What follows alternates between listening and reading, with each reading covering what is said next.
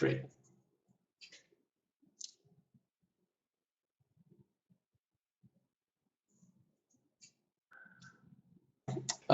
When do I increase collision contact?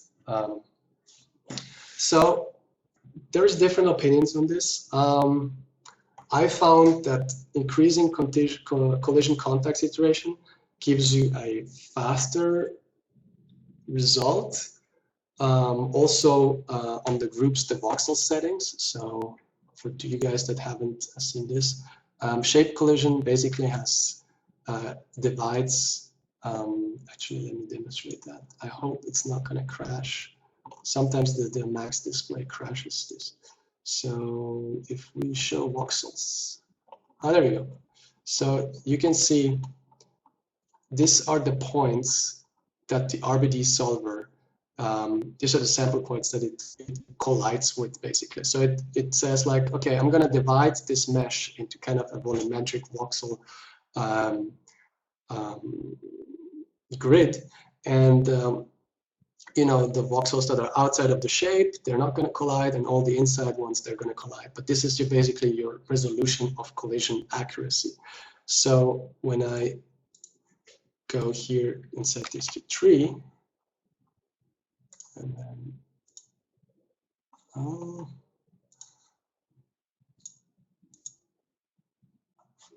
this, because I'm on the wrong group. So you see now we have a much lower resolution. I hope you can see those red dots here. There's red dots inside the box, and these are basically the voxels. So if you don't have accuracy, you can increase the shape collision settings, the voxel grid settings, and then you can increase the collision and contact settings. And if all of this doesn't work, then I go into increasing the subframes, because subframes mean two things. First of all, it calculates everything else as well twice per frame, right? Not just the collision settings. And also for joints, that means they become stronger, meaning suddenly you might have a different result of the simulation just because you need better RBD simulation. You're getting also stronger joints, so you need to change the joint settings. So subsamples per frame, that's my last solution. But usually that one gives you then really a better collision. Any further, will you have a class in motion graphics from the start? I don't do motion graphics. I have found that I'm not very talented for this kind of stuff. Like I'm not, my mind is not visually creative, it's more technically creative. So whenever I tried to do motion graphics, it was just boring. So I think there is other guys that are better suited for this. So I will not have a class on motion graphics.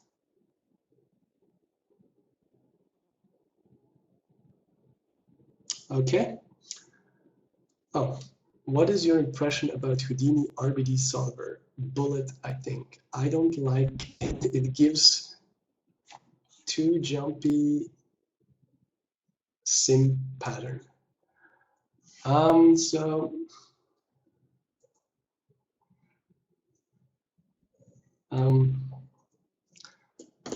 I've been in Houdini for 1 year now, and I didn't have the chance to really push it in Houdini with RBDs. I've been more on the volume side, but I have played around with it, and one thing that I can see in Bullet, which also is the case in Thinking Particle, Bullet is much more rigid. It gives you a lot of times, it gives you like collisions that are just really real collisions. It really tries to make it, you know, surface to surface perfect. And that can cause like explosion, it can cause jitter, it can cause like, you know, things jump away. As you mentioned, I like it, it gives too jumpy sim patterns. There you go. While shape collision might be a little bit slower, but it's a little bit more organically feeling. Like, you know, like when you look at the buildings, like they're not just, you know, like ping pong balls just bouncing around. They're like collisions are kind of soft. Things internally kind of get squished a little bit in physics. So visually, I like shape collision better. But I've seen great results by artists in Houdini. So, you know, it's up to you to find the different ways and that you want to get to a result. I mean, maybe you use a drag, or you just clamp the velocity of after a collision and things like that. So you can definitely get really good results with bullet simulations as well.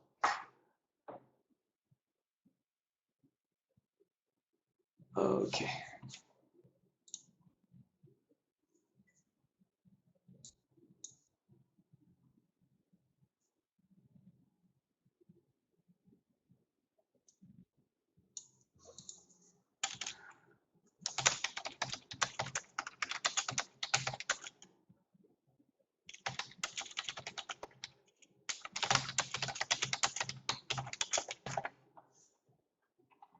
All right.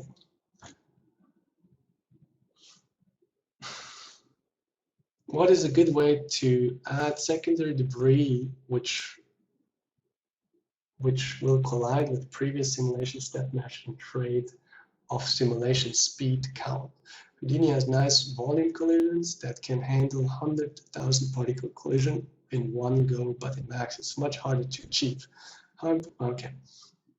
So this is one really, really cool thing about thinking particles, is that you can cache. Let's say we create a cache dynamic set, and then we pipe this in. Yeah, we are in Max. Now I can cache this.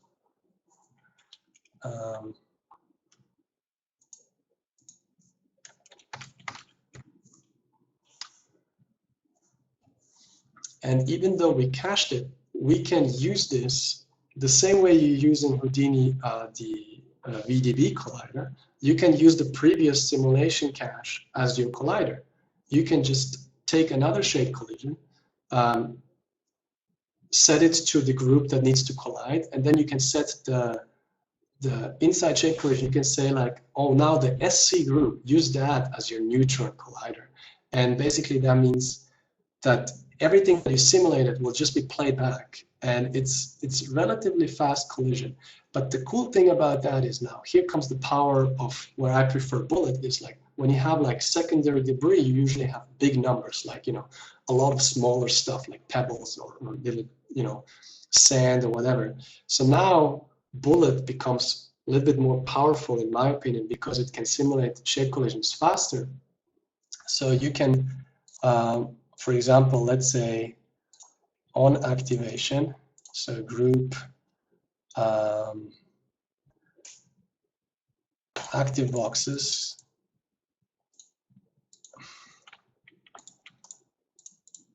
so particle age, particle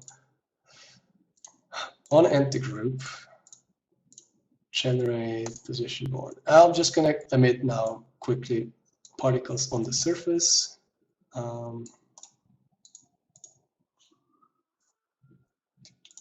Position, surface position. Boom.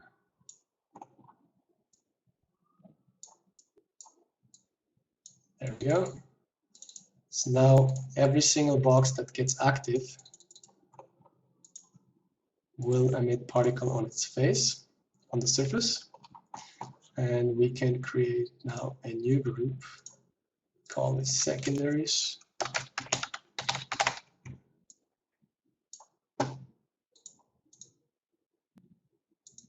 And it's outside of the shape collision, right?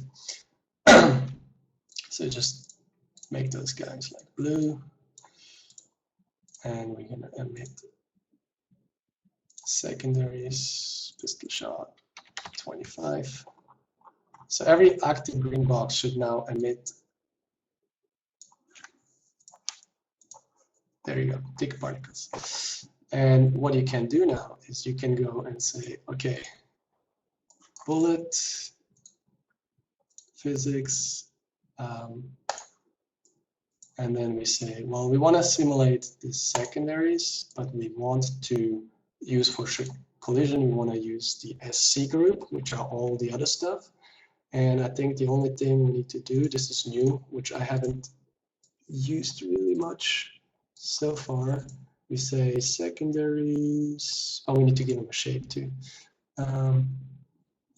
Fluid physics, rigid body. Tack, pick the fluid physics, shape, whatever. Set here the shape. Where is it? So I'm just going to make the boxes.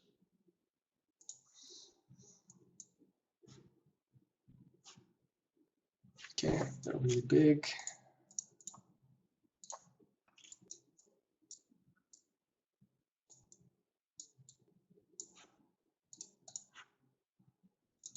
So 0.1.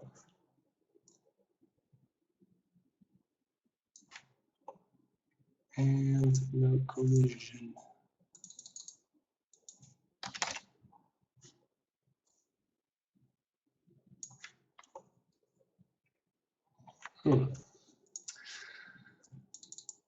So this is the problem when you do stuff live that you haven't prepared. Things don't always work out right away. But basically, this is how simple it is to actually collide with a pre-cached dynamic set.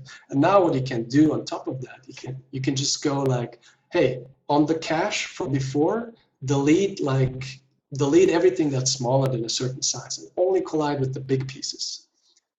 So you can speed up your simulations. And that's how you can do secondaries very, very quickly. Yeah, and if anybody of you guys knows where the bug is, maybe you let me know. But in theory, I should not have missed anything.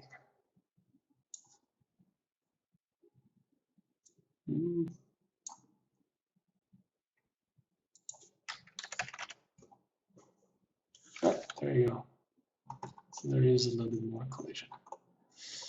Anyhow, I think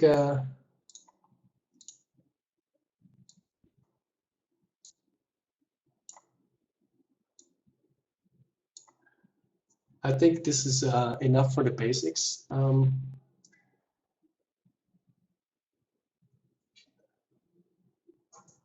Is that okay for the secondary question, secondary effects question, secondary debris? Okay, great. I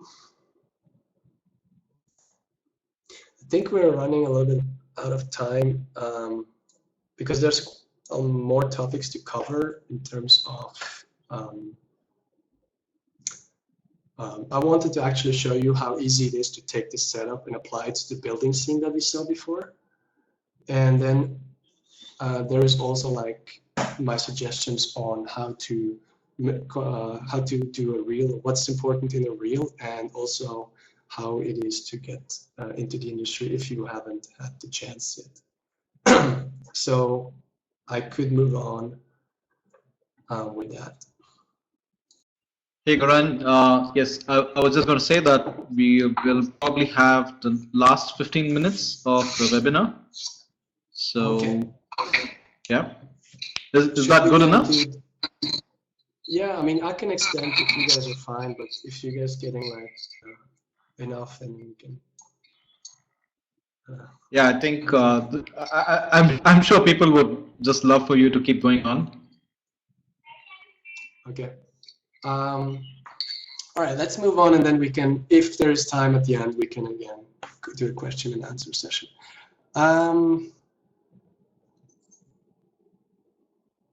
Let me go to the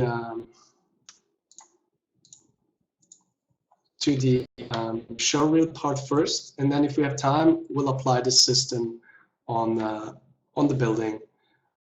Basically, I will not cache it because it takes 1.5 hours. We don't have that time. But I'll show you how easy it is to actually save this, take it in the production scene, and in like 5 to 10 minutes, or maybe 20, you can already send it and cache out the big sim. But yeah.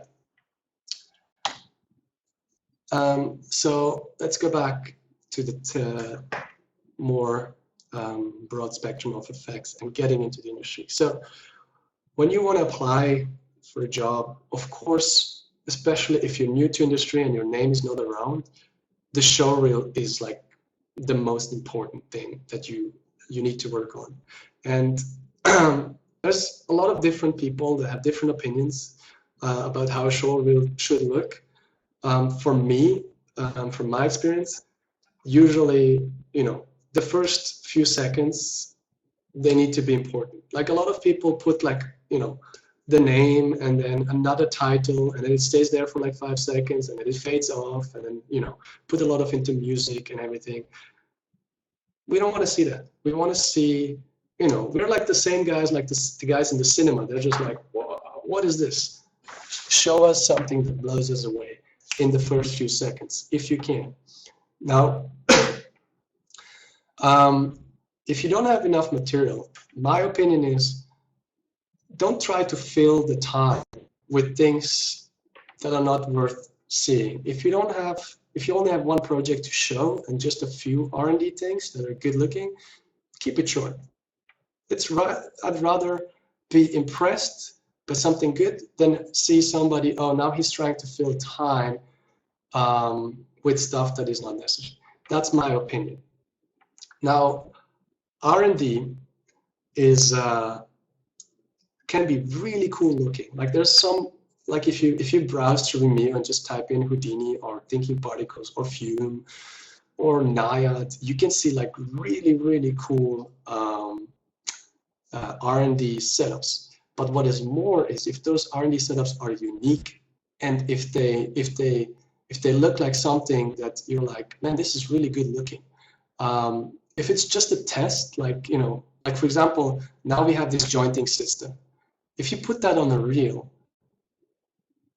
it's not going to fly. But if you take this jointing system and put it into an actual scene, you don't even necessarily need to render it with, like, you know, materials and fume, or like fluid simulations or anything. If you just take that RBD simulation and make sure this thing, you worked on this, you applied that to a whole, you know, environment, like a whole building, and you know, even the videos that I showed at the beginning of the building falling, don't stop there. Go the next step, add the secondaries, add the window breaking, add the interior. That's the R&D that impresses, you know, like when there's more than just the basic. Like try to imagine how is it when you actually want to make this a shot in a movie. When you do a fire simulation, don't just make it fire and yellow. Make it like it looks real. Make it that, you know, in a scene where you're like, man, this fire looks really good, or this smoke has a lot of detail. You can see a lot of R&D stuff that is very impressive, but just filling up space with R&D to have it along a reel, it doesn't fly.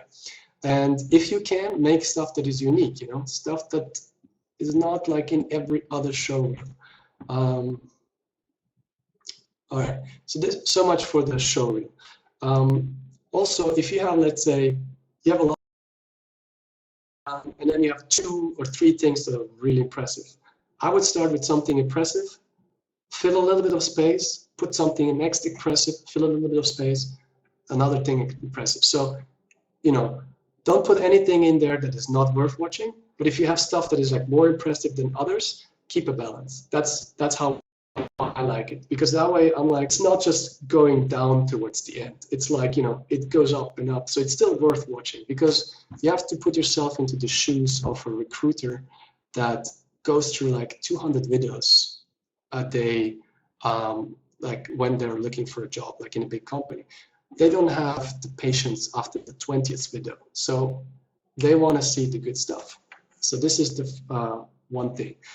Now, if you're really new to the industry, or you just worked on one project and it hasn't been released yet, and you want to still apply for showreels, you can always take the trailer and then make sure that you explain, hey, this is you know, in the email that you sent them, this is what I worked on. Unfortunately, it's not released, but I can show you in a private session. Maybe you already have the footage that you can show, or, you know, so it's not on, you don't put it online. Never ever put stuff online.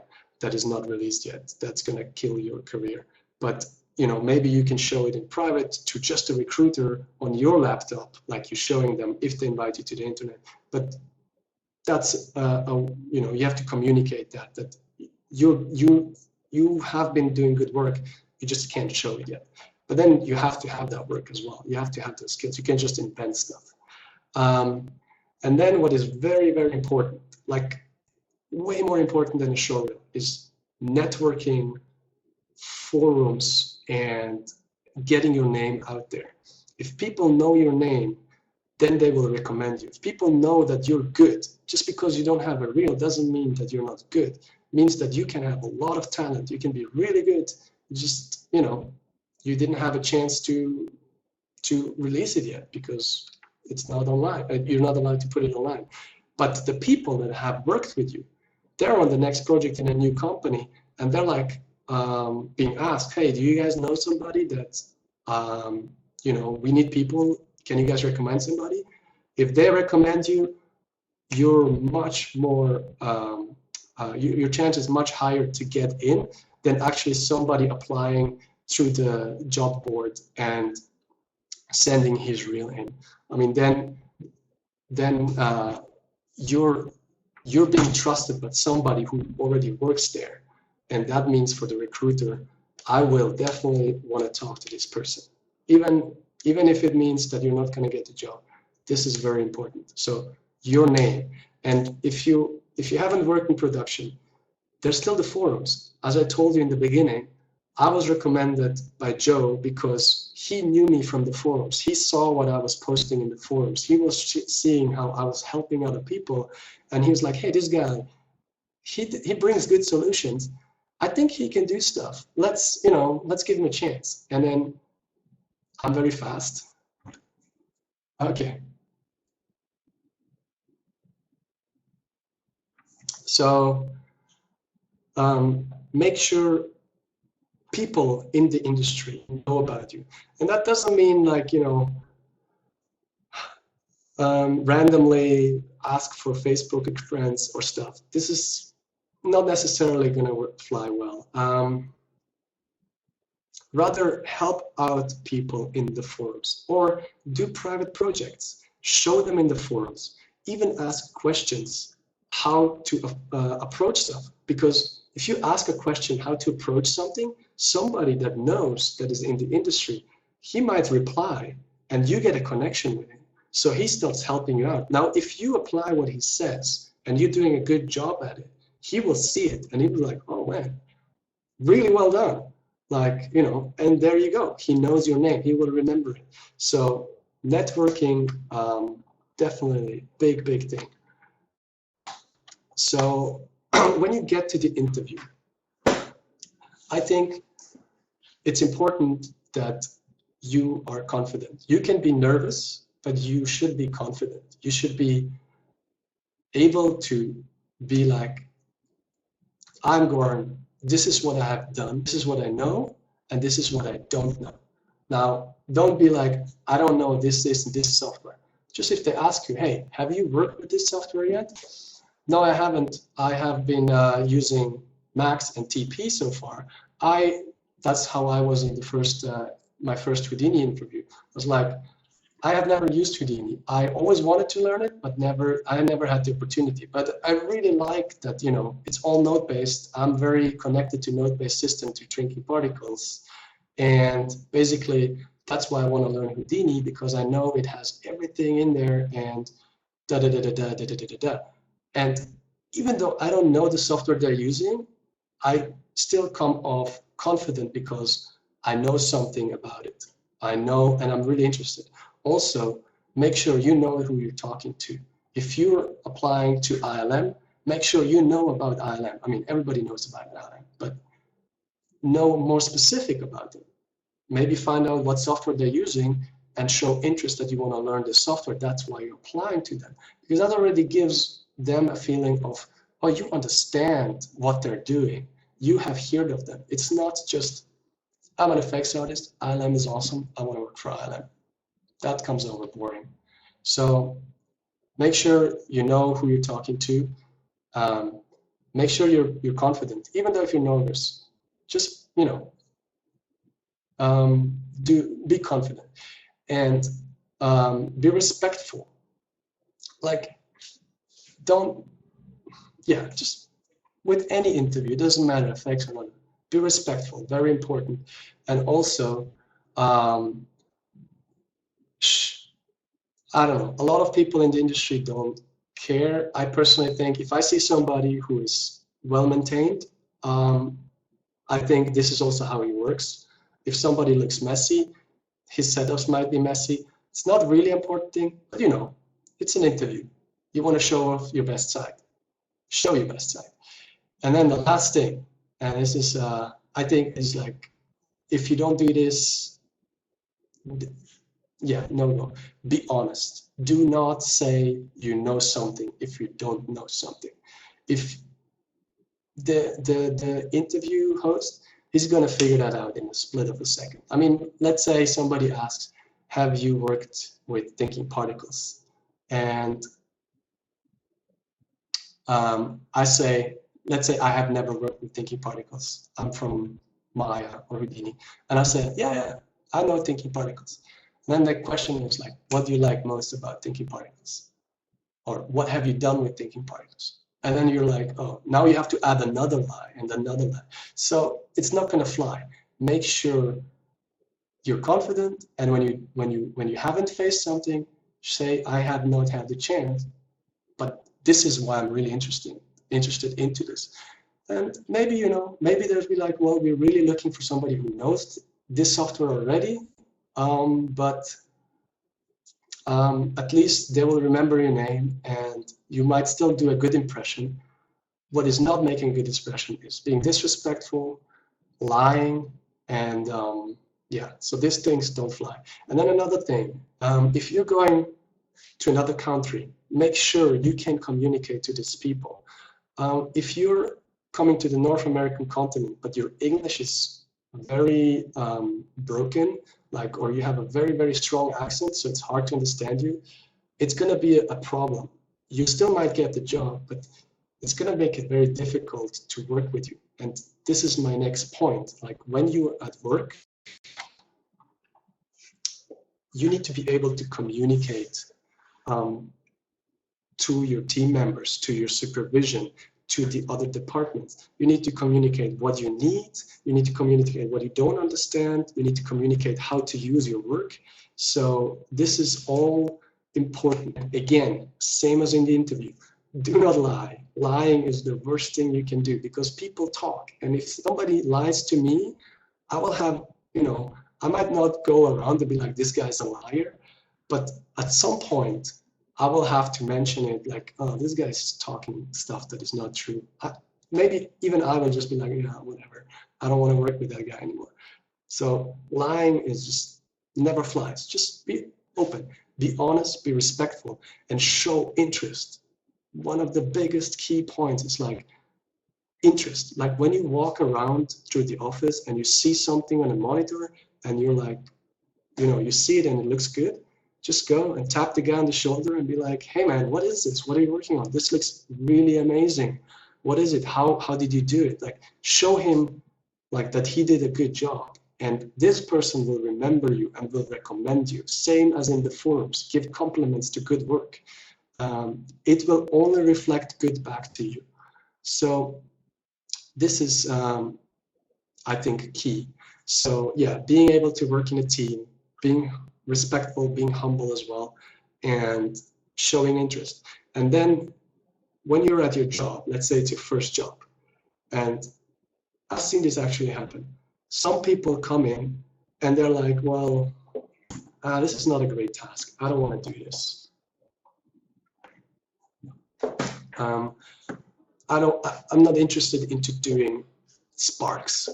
It's like, well, man, it's the job. You got to do it. Make sure those sparks are the best looking sparks ever. Because if you can do good looking sparks, people are going to give you better tasks. But if you like have your attitude is bad,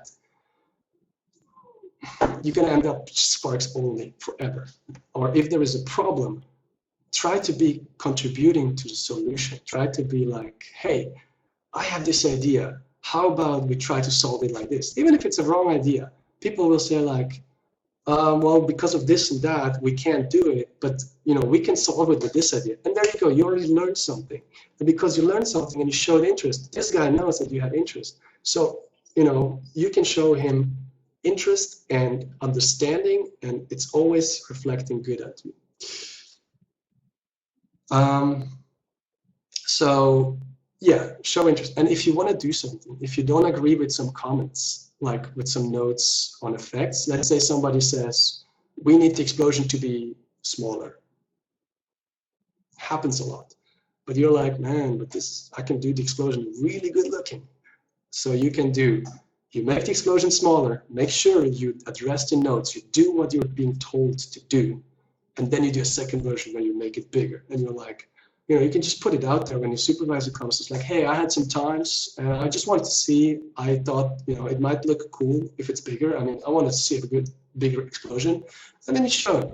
And he might like it, he might not like it, but what he will like is that you actually took initiative and did something extra. You did more than you were asked for. So even if you have, let's say, he asks you for a version, and then you say, I did this version, let's say a blood splash, and you did address exactly what he did, but then it just still doesn't look good, make 2, 3 other versions before he even tells you to do it. Because then he can say, oh, this guy knows what he's doing. I can basically rely on him doing good work. I don't have to worry about him. I can focus about these other problems. So always be initiative and proactive. Do things if you think they need to be done, or if you want to just do them. Don't just lay back and like, I haven't been told to do anything, so I'm not going to do anything. It's not coming over very well.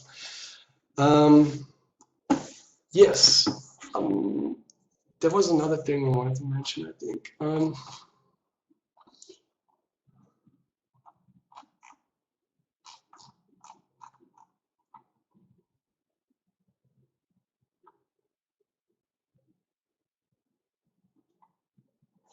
Well, the first day is always a little bit difficult. Usually stuff doesn't even work when you start, your machine's not set up. Try to connect to people, try to, walk around. I mean, don't just randomly walk around. Start with the guy sitting next to you or behind you and be like, hey, my name is this and that, and I'm new here. Can I see what you're working on? My machine's not set up yet. And, you connect, you ask, hey, are you guys going for lunch? Go with them for lunch. So this is what I would do on the first day.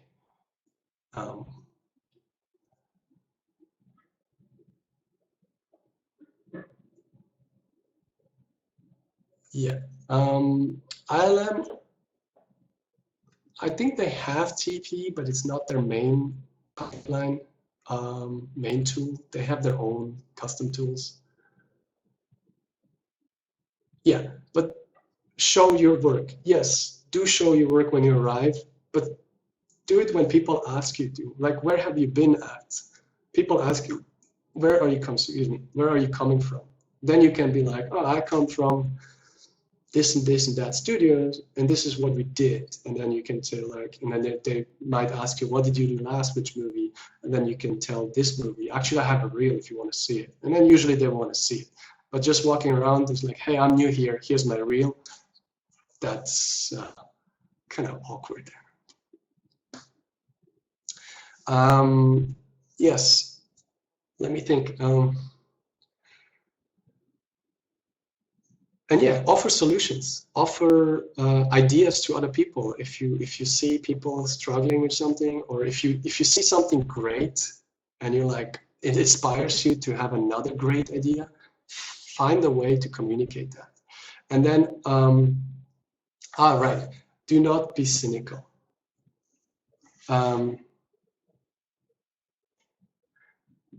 Cynical is a very easy thing to do, which means finding things to complain about. Always see the negative in the surroundings, oh, simulation's slow, or it's constantly crashing, or another comment by the client or supervision.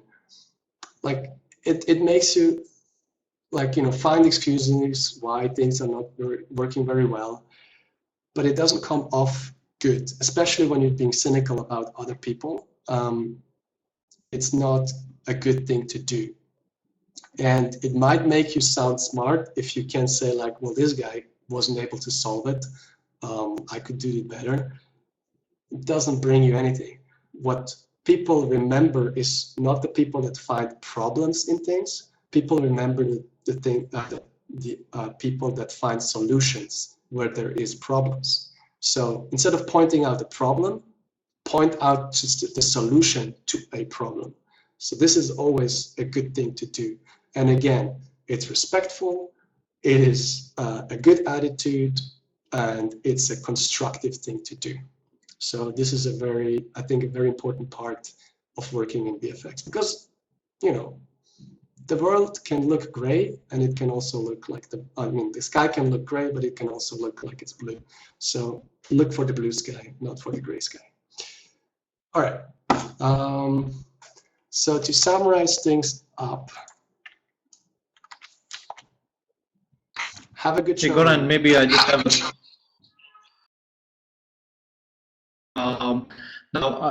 now I come from a production background myself, and you know, with 15 years of experience, I do come across the freshers when they come into a studio. They of course have great ideas, but when sometimes they do step out of the line. So would you like to, yes, you know, in terms of, hey, maybe why don't we do this? Or so would you like to talk a little bit about that so that people are a bit cautious when they get into a studio?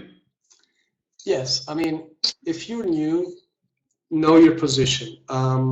Clearly, like even I'm very kind of try to be held back, especially if I'm like talking within other departments where I know this is not my expertise. What I do is like, hey, I saw you guys are doing this. What is your approach? So you first figure out how they are doing it. So you figure out, are they already having a solution? And maybe they already have your solution. So you kind of test the environment. You test, do they even need help? Like, you don't want to come over and step on their toes. And then if they say, well, we tried this and, you know, this didn't work, or we're going to try this solution. And then you can say, oh, either you know this is not a good solution, which usually is not the case. Usually it's always, you know, a promising solution. But you can say, oh, this is a great solution. You know, I saw the problems and I was just thinking myself. And my idea was, you know, that to do it this and this and that way. But maybe, you know, you guys are the experts. I think your solution is going to work. I just wanted to mention it. So you're like very, very sensitive about not pushing your stuff over. Like, the worst is if you go like, oh, you guys can't solve this. Do it this way. Like, do it this way is an order. It's not a recommendation. It's like between you should do this and you could do this. It sounds much more friendlier to say you could. But again, know your space, know your place in, especially when you're new. Find first the connection to the person, and then it's much easier to communicate things that are might be touchy, like a sensitive topic. But yes, what I wanted to say with finding the solution is, instead of waiting somebody to giving you a solution when you have a task, go find the solution yourself. And if the supervisor or your lead tells you, you can do it this way and this and this way, you can apply his solutions. As long as you make what he said, you're golden. But do not be like, oh, just because he wants you to do it that way, I'm not even going to try something else, because sometimes you might come with a better way. And if he's a confident, good supervisor and lead, he will be, hey, great, you took it into your own hands. I don't have to make your work. I mean, for some reason, studios hire people, and that's the reason, because they know how to do stuff. So, you know, don't run too fast. but do not stand still either. That is what I meant.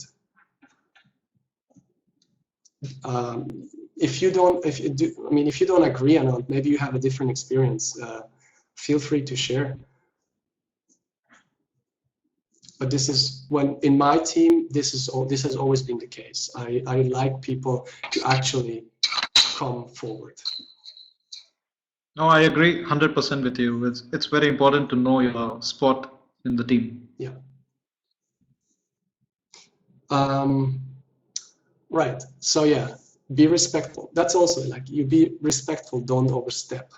Networking. Make sure people, when they work with you, they want to work with you again. Make it as good as possible for the other people around you. I mean, don't buy them gifts. That's not what I mean. Like, make sure the work that you hand over into the next department is useful and they can use it. And also in your team, you know, help other people out if you see they need help, or share your knowledge. Share when you made something good and somebody sees and comes, hey man, this looks amazing. Like they see it on your screen and they're like, how did you do it? You don't be like, oh no, that's my system. I don't want you to know, because then you can do the same stuff as I do. No. When you think about it, if you can come up with a solution and somebody else needs to learn from you, even if you show him, that means you were able to construct a solution while he had to learn it.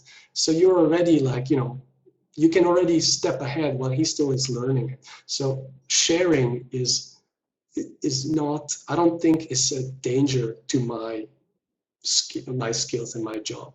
It's more like I'm sharing, I'm pulling people with me, and together, if he can do the same good work as I can do, we can make a way better movie with way bigger effects. So sharing is good.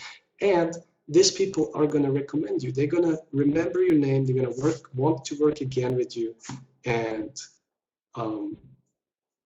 recommend you. So it's a win-win. There is no loser by sharing information. Yeah, and then have a positive attitude. Don't be cynical, and take initiative. So these are my points. And we're back at the questions. So do we have any time left, or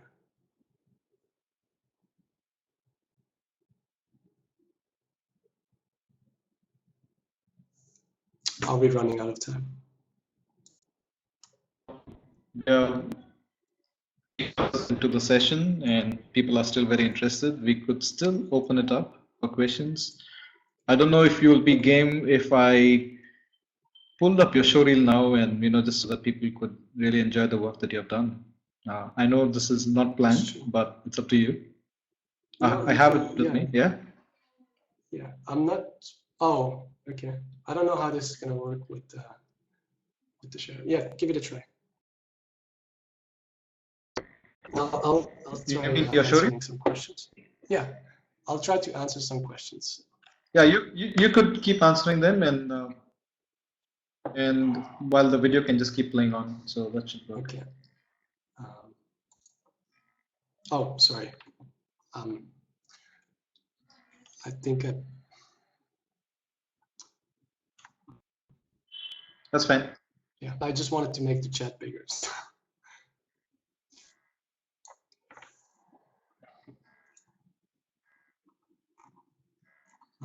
All right, guys. So here is Goran's reel. I'm not sure if it's. Sorry. So yeah, guys, you could just keep asking your questions, and you could turn off the volume on YouTube player and hear out Goran's answers.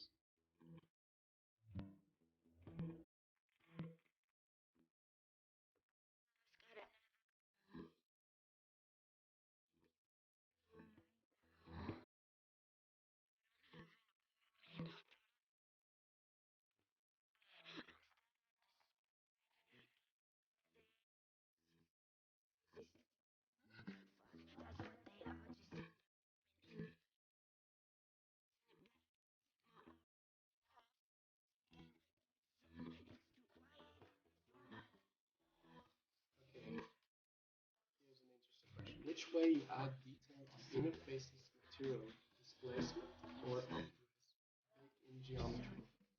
Both have edge border issues, tearing in map displacement, and sharp or destroyed border with upres. So I think what Igor is talking about is that when you have a cut, let's say the camera screen is the camera screen is a particle, right? It's a box, a brick, and then you have a cut here, and so it creates two particles. Now, well, you guys are watching me, but anyways, it's a flat cut. It has no detail. Now, when you add a cut that is like diagonal, it's not like this. 90 degrees to the outer surface, and then you add detail to it. This detail is like a noisy form, so it starts penetrating to the surface. Igor, correct me if I'm wrong, if that is what you mean. So when you start adding in a detail, it starts penetrating out and it creates weird looking edges. So there's different ways to approach that. If it's a displacement, you can measure the distance to the edge, and then you can put a mask, like a fall off, to the inside, so you make sure at the edge there is no detail. You can also animate that displacement over time, so when the particle gets activated, or even distance to the original particle, the original kind of neighbor, only when it gets bigger, the edges start growing. Now, depending on how close you are to this, it might be visible that you're faking it, so you have to find other approaches. Upresing, I've never done it. You can. Thinking Particles with the volume breaker has now a like inner detail, like you can noise it. Again, I've never used it. What we did, for example, on 300, as I mentioned before, we had two assets. One was like super low res, like it was just like pretty much boxes and flat cuts. And then we simulated with that, gave us a very fast simulation, very stable. And then after that, we just swapped the shape. So every single shape had a high res shape. And then you had like perfectly sitting geometry when it was intact. And then the moment it started breaking, you can see all the inner details. So this is how I like to approach stuff, because all the other stuff gets almost too complex. But then here you're running into the situation where you're like, okay, you need to make a second asset. So you have to figure out which works best for the situation. So you know, be open to it.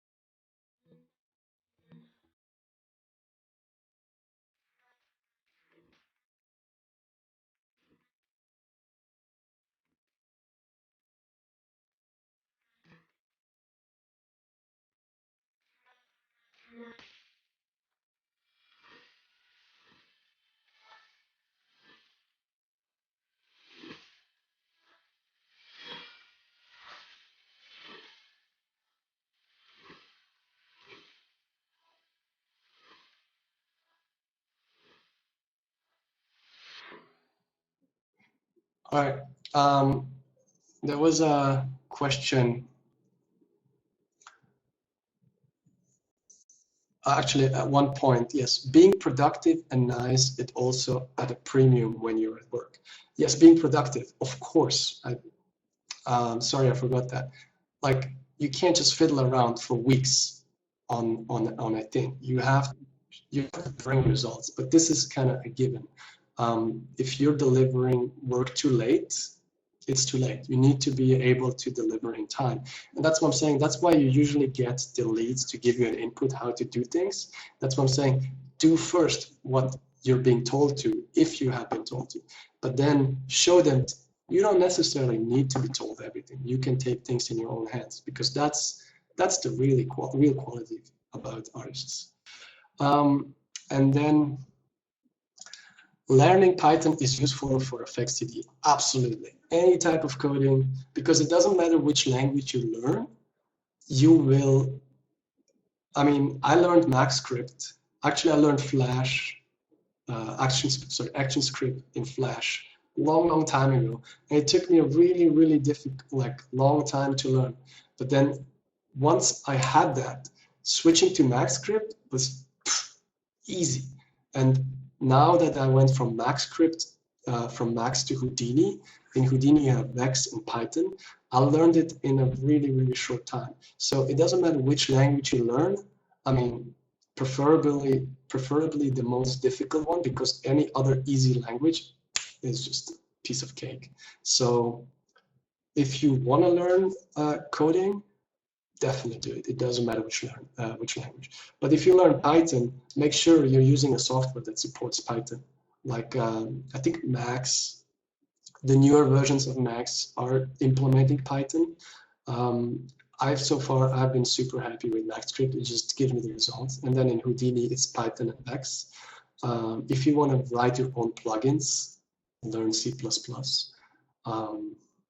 Yeah, and then, but with Python, you're pretty good off in most of the softwares. Unfortunately, Max is a little bit behind, I think, but apparently in the new versions, there is Python.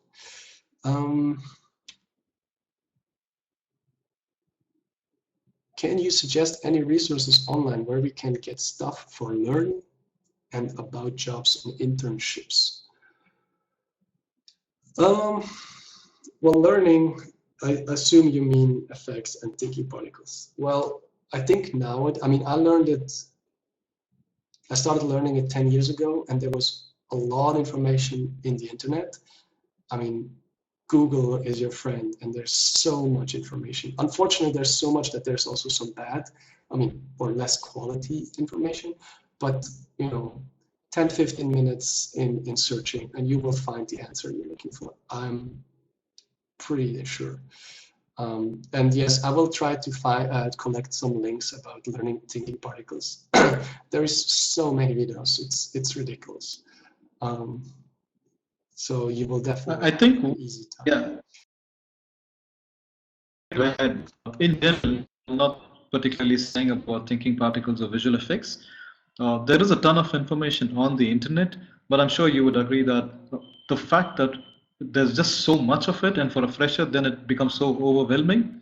And how do I structure it, and where do I start from? And so that it really becomes important that there is someone, a go-to person, whom he or she can get some kind of a mentoring and say, hey, can you just structure something for me? And so that I'm just not left out there in the open in this wide, vast ocean out there.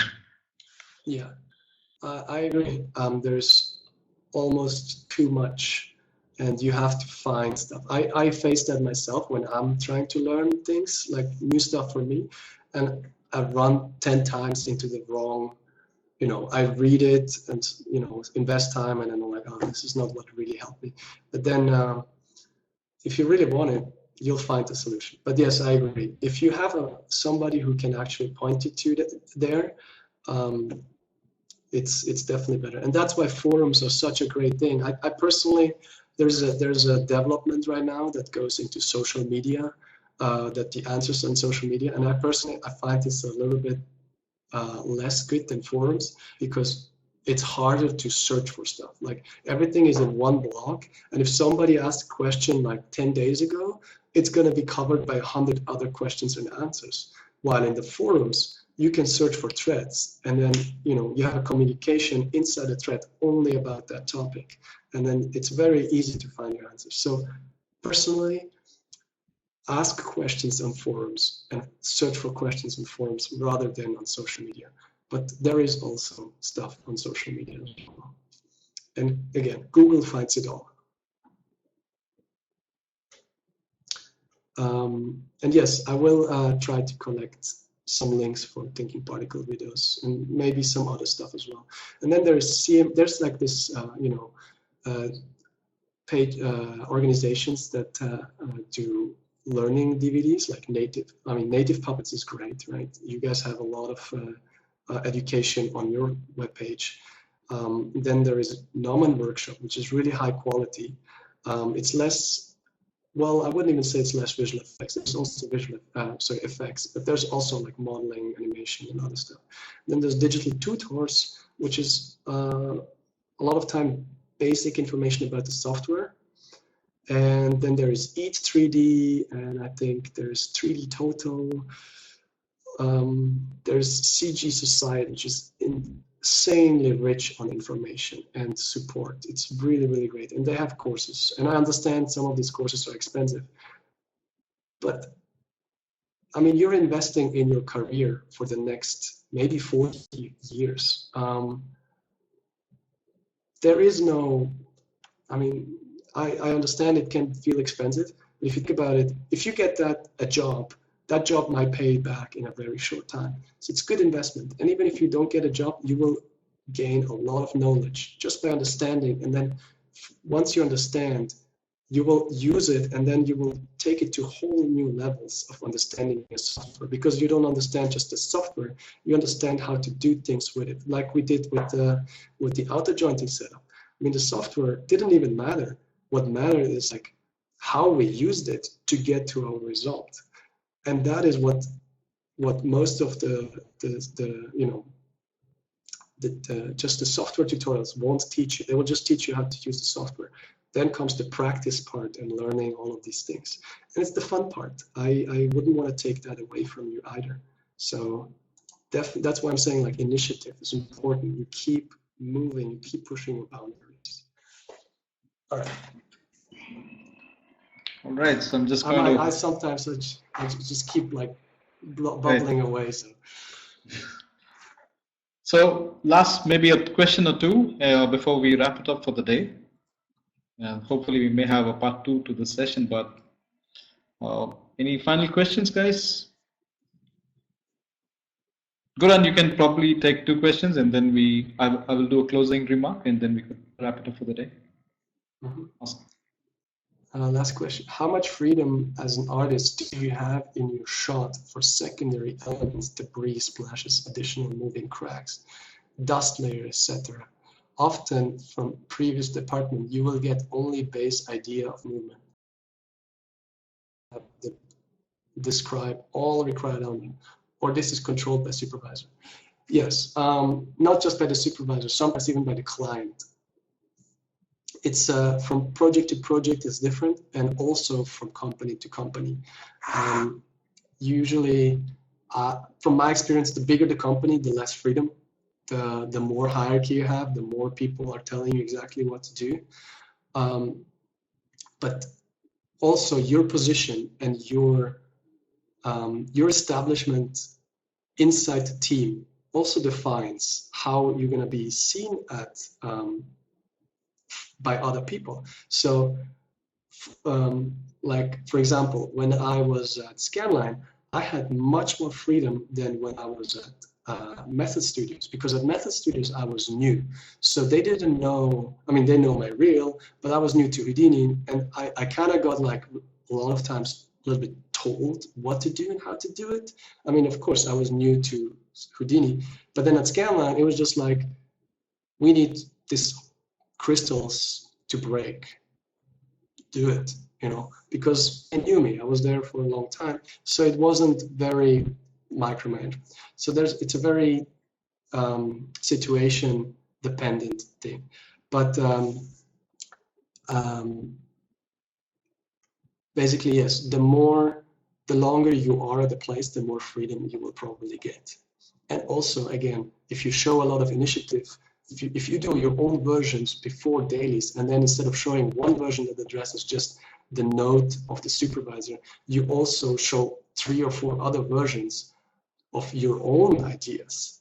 I mean, then they can pick. They will be very soon, they will like, well, he's got it, he's going to do it. We just tell him like, hey, we want an explosion, it's to move to the right. You do the explosion, you define the detail level. And of course, they will tell you sometimes, hey, this is too much, or this is not enough. So, yeah. What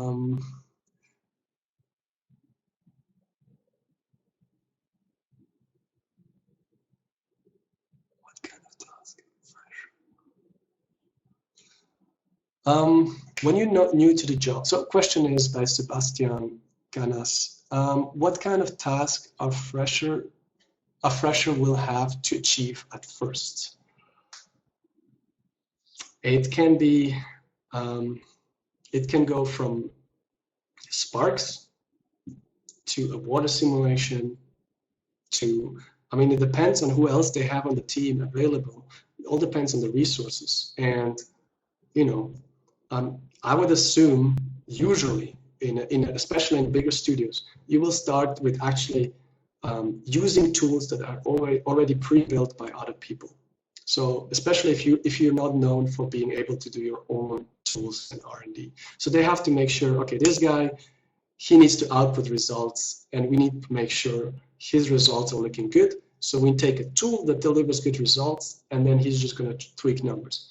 But then again, you do that, you're done with that, now it's your time. You develop a new system, or you step it up a notch. It's up to you to show them that you can do more than they have asked for it.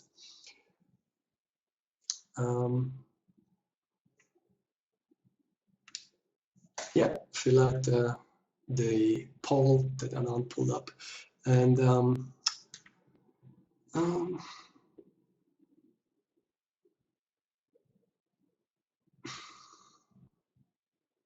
in the studios, if you want to use a specific plugin, Studio will buy it for you or no?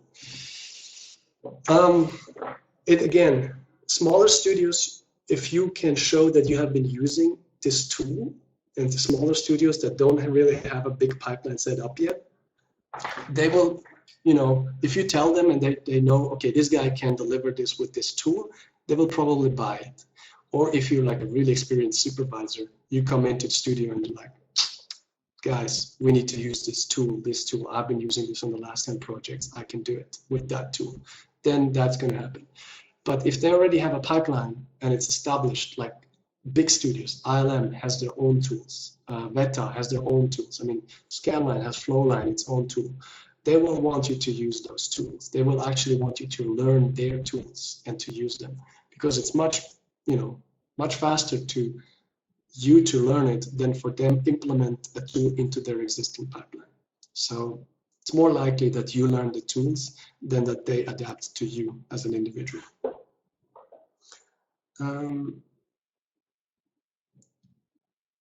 There was a question if Scanline uses Max. Yes, it does, but it uses also other software.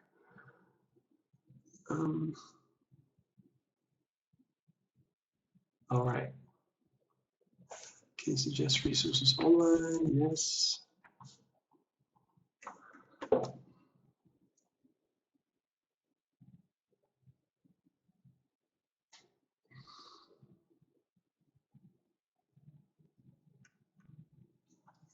My future projects, to be honest, I'm kind of in between, stage in between. I'm taking a little break and just, you know, I've been working for the last few years a lot, and I just wanted to take a break and, you know, maybe travel around, see the world, or just relax a little bit. So once I feel like I want to step back in, I will do it. Right now, I'm just helping a few friends with some projects, but I'm not really working on a like movie project or anything.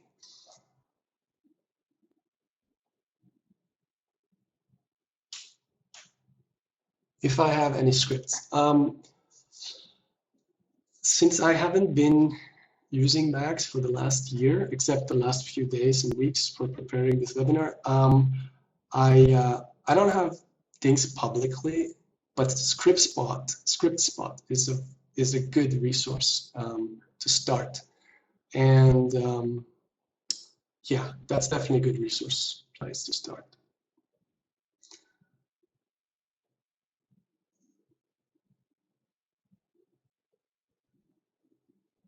How is a shot distributed across multiple artists, especially with TP destruction scene?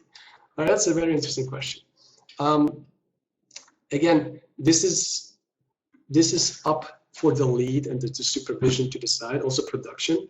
I mean, if you think about it, if you have one big shot that is very difficult, and you have a team of 5 people, and you only have that one project, then if only one person does it, the other ones are sitting around. So you try to distribute it, right?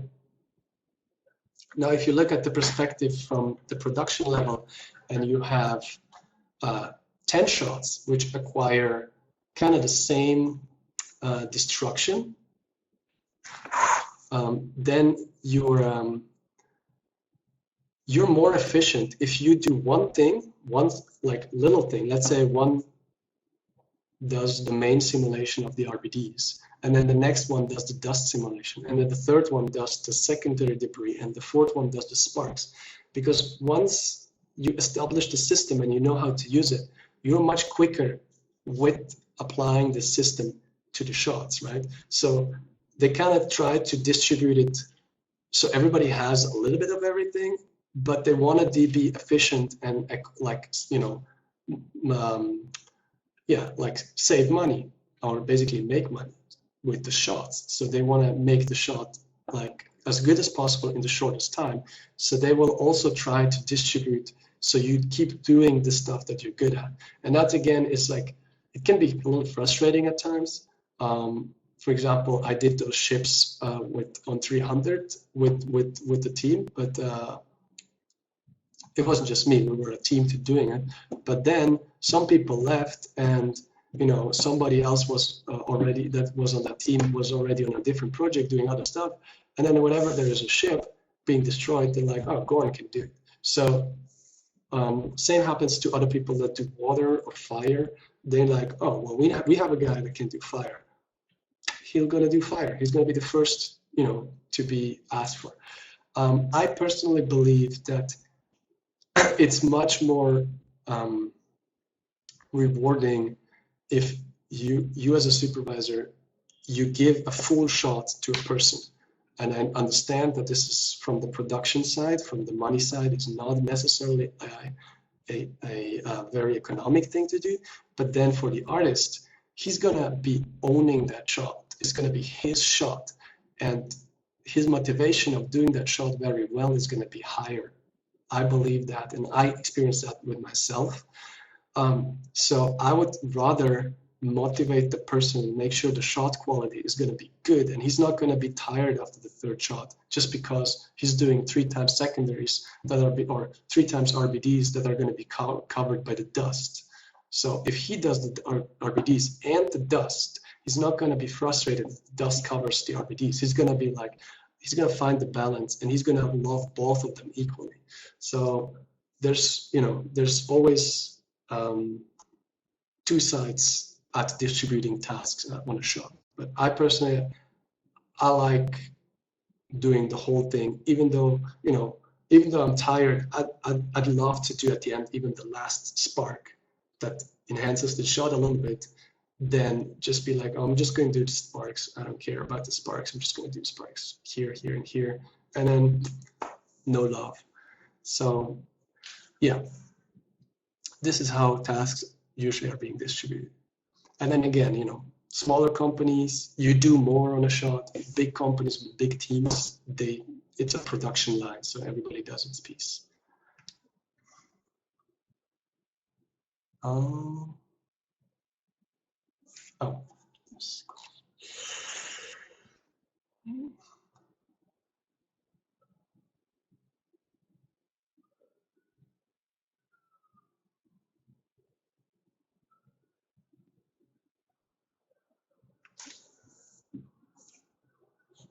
Do we have the poll? Oh, yeah. All right. I would show you the how to implement the setup on the building, but I think if I release the scene, you guys should be fine, right?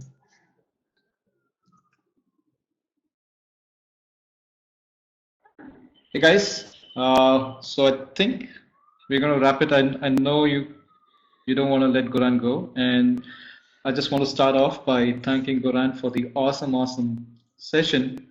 It's been extremely insightful. I do not come from a VFX background. I come from a character animation background, but it was still, the way you put it across was so much that I didn't find any trouble in understanding what is it that you were talking about. So I'm pretty sure the guys who are attending today would agree with me that you're such a natural teacher. And yeah, so it's been extremely insightful.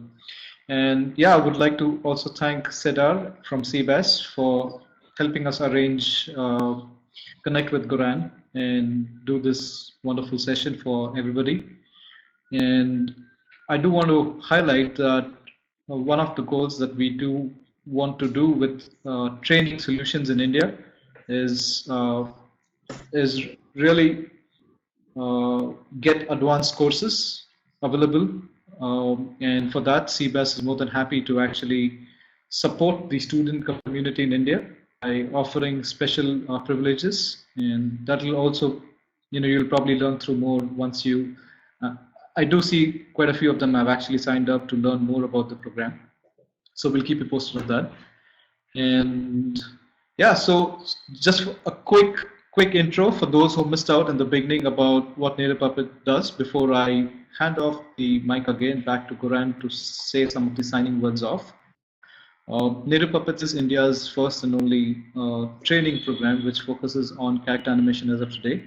And in 2017, we are growing and we're wanting to introduce courses for VFX and for gaming. And the student community is spread across. We've been around for the last 4 years, and some of the projects that the mentors have worked on. So we make sure that anyone who's teaching has a minimum of anywhere between 5 to 7 years of experience. And because it's all online, the database, the training program is all archived. So you see, my mother just walked in. She just got in from out of the station, so she doesn't know what is going on. Yeah, she just flew in from a different city. All right, so if some of you noticed, and some of you probably might be familiar with this elephant, earlier this month in Diwali, when we actually created a small clip of animation from Native Puppets distributing Diwali sweets. And it turned out that it just went viral halfway across the globe and came back. So I'm not sure if people here have received it, but I just wanted to plug this in. And I did share a link out earlier about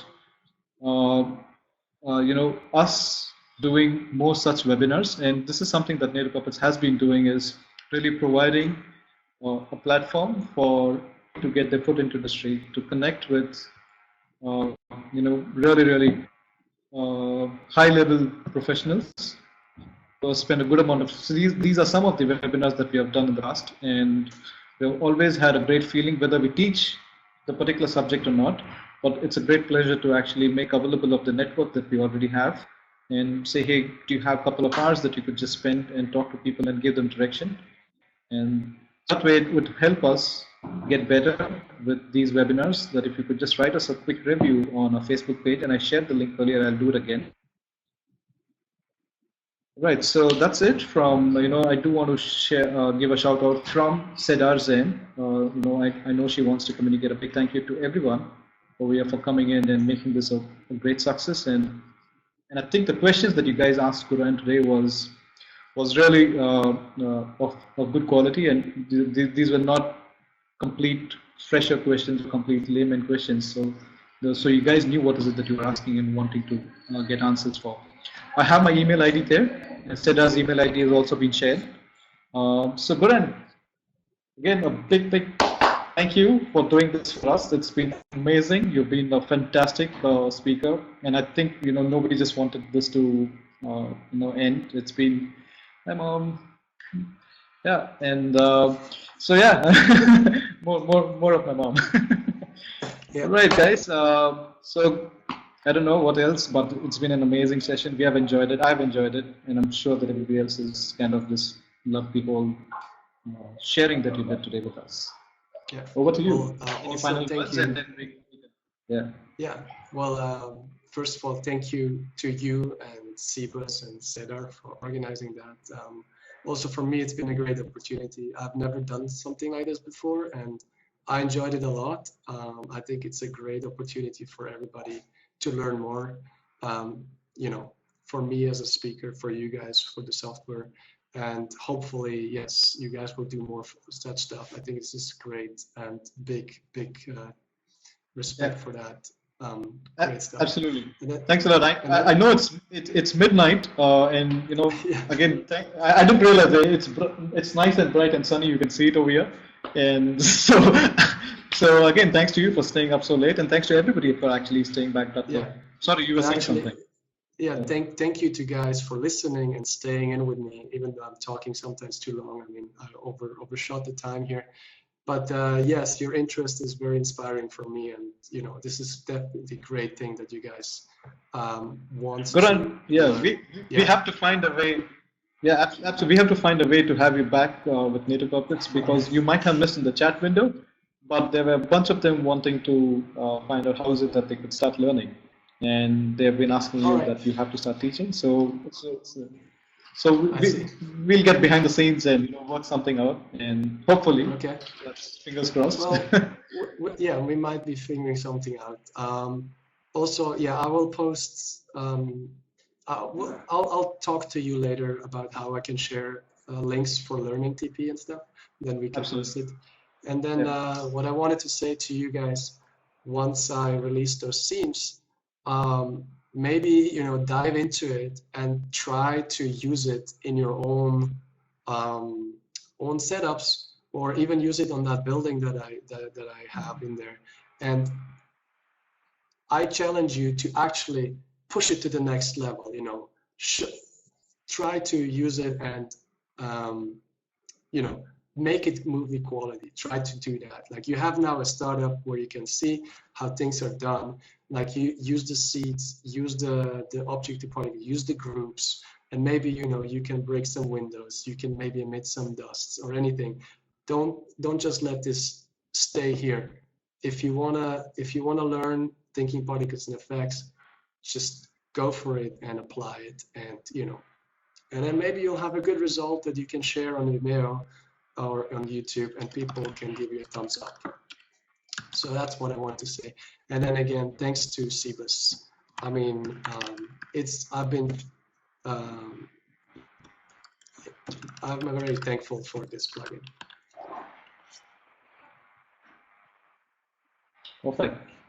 All right, guys. Thanks for coming. Yeah, go ahead. Just wanted to say, if you guys, the viewers, if you have any suggestions how to make stuff more better, or if you think, oh, this would have been great as well, I would say it's always good to know that for the future webinars. Yeah. Perfect.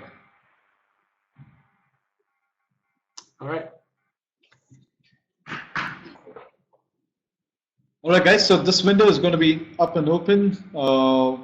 This is, if it's a night, then you have a wonderful night, and if it's a bright Sunday afternoon for you guys here on this side in India, then enjoy the rest of your weekend. Once again, thank you all for coming.